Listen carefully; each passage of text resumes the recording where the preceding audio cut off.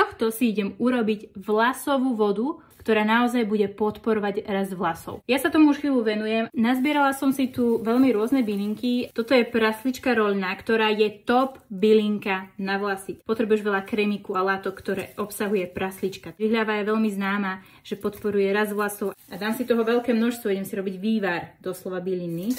Niekoľko rúží, niekoľko repikových lístkov. Postihoj je vynikajúci, samozrejme korenie je ešte lepší, k tomu sa dostanem. Dám tam približne 1 liter vody a idem variť. Jaká silná aroma.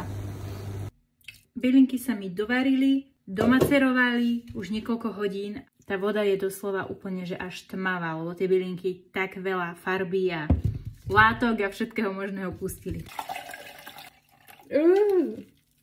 Ešte to nie je hotové.